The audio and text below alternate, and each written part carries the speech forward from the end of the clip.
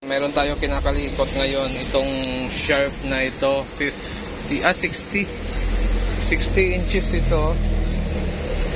Yan. Ang problema nito na pa-check up na daw to sa isang manggagawa, kaya lang hindi natapos dahil malaki yung problema niya, yun no. Okay, so basic pa ito, hindi pa ito smart. Bali yan yung T-con natin, tapos ito yung power supply niyan. So nagtaka ako nung binaklas ko yung power supply ay basag na. Tapos ginawa nila, naglagay sila ng mga wiring dito. Yun, nagkabit sila ng mga wiring dyan. Tapos basag na ito. So ito, putok din yung standby power nito.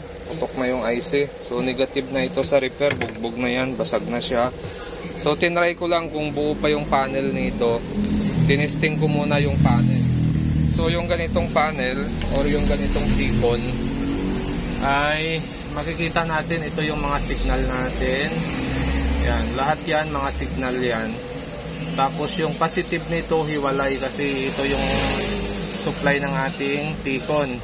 Hiwalay yung positive. Kaya ginawa ko, pinutol ko na lang yung connection ng positive doon. Tapos nilipat ko siya dito. Tapos gumamit tayo ng board na pang testing ko, ito Promac. Yan yung gamit natin. Tapos yung backlight naman niya, lagyan ko muna siya ng driver.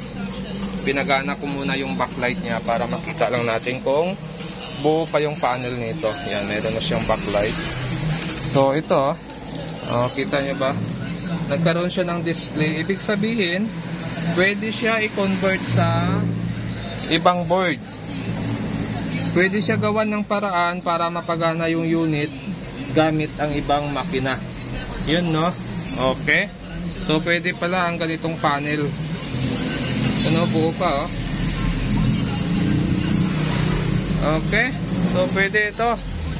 So kakausapin ko na lang yung may-ari nito. I-convert namin to sa ibang makina. Hindi na siya Sharp. Pwede rin gawing smart ito or Android siya, pwede rin. Dahil yung panel T-con nito ay pwede siya sa universal na board. Yun. Okay, so ganun lang pag nag-testing kayo, check nyo lang yung T-con kung pwede siya sa universal or hindi. Okay, so maaring buo pa yung mainboard or sira na rin yung mainboard niya, pero ang nakita ko talagang problema sa kanya itong power supply niya.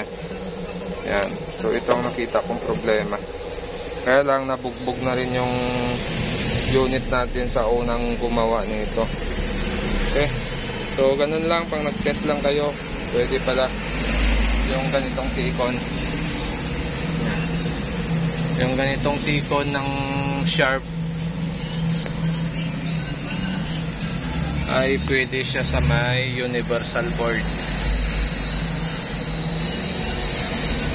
Yan. So ito na yung positive natin. Yung ground natin, nagdagdag na lang tayo ng ground, body ground, para lumakas yung grounding natin. Kasi yung ground niyan dito lang sa mga signal kasama. Wala siyang ground dito sa pinaka connection ng LVDs niya, kundi dito lang siya sa mga circuit ng ating signal, yung katabi ng mga circuit ng signal natin. So pwede ano? Yan no? Kaya lang discoloration yung display niya, hindi match yung mapping, pero try pa rin natin i-adjust yung mapping nito. Okay, so yan, in-adjust natin yung mapping. Yan.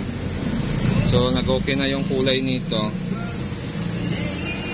Yan, nag-okay na yung kulay niya.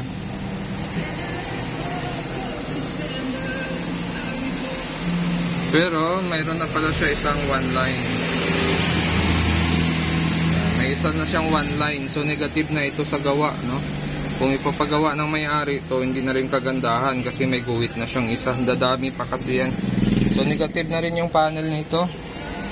Kansilado na rin ang gawa dito.